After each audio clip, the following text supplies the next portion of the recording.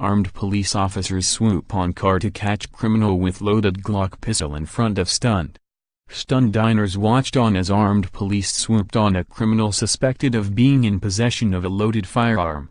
Footage shows how flying squad arrested Michael Rice, 25, outside the Tavern pub on Smithdown Road in Liverpool on December 4 of last year. Dozens of officers were involved in the tightly organized operation, which was filmed by one witness from a window above. Liverpool Crown Court heard officers were tracking Rice's movements and found him with a Tesco bag carrying the loaded Glock semi-automatic gun, 4 magazines of ammunition and a firearm cleaning kit. Earlier covert surveillance had observed him carrying the bag out of the house of Sean Davenport, 28, in Micawber Close, Toxteth.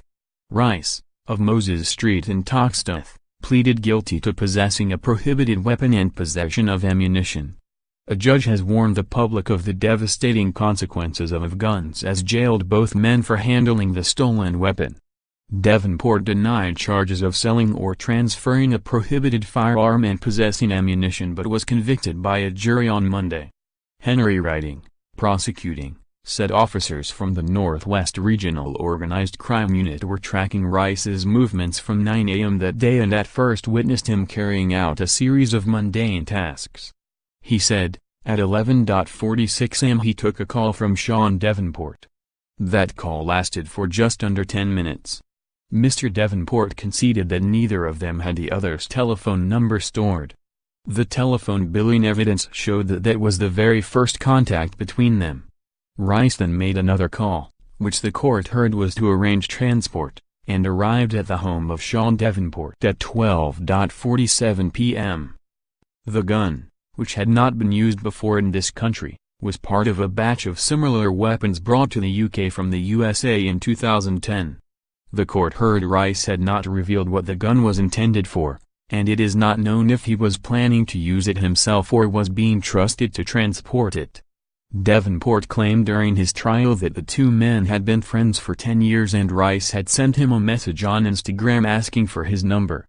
William England, defending Davenport, said he had no previous firearms convictions but accepted there were no excuses for being in possession of a genuine, loaded firearm.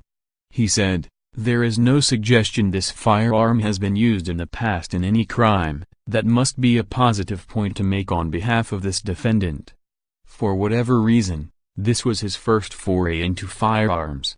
Oliver Cook, representing Rice, said he had pleaded guilty in January, before the evidence of him being observed by police was presented before the court.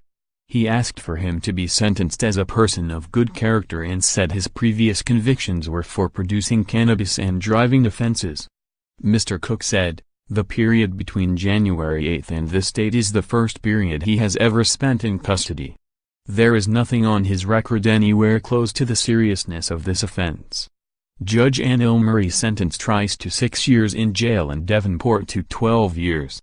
He said their meeting was for a business transaction. Judge Murray said, "It is clear to me that the two defendants were not friends but instead Michael Rice had been put in touch with Sean Davenport as someone who could supply him with a firearm. These are very serious offenses. This was a lethal weapon being supplied onto the streets of Liverpool and carried in a car. Gun crime is a serious problem in society. Too many firearms are available in Liverpool and too many used with devastating effects to the victim and the community in general. The protection of the public is the predominant consideration of the court and deterrent sentences are needed. Michael Rice has not disclosed his purpose in having this gun but having genuine firearms on the street can only lead to serious injury or death, whether in his hands or the hands of someone else.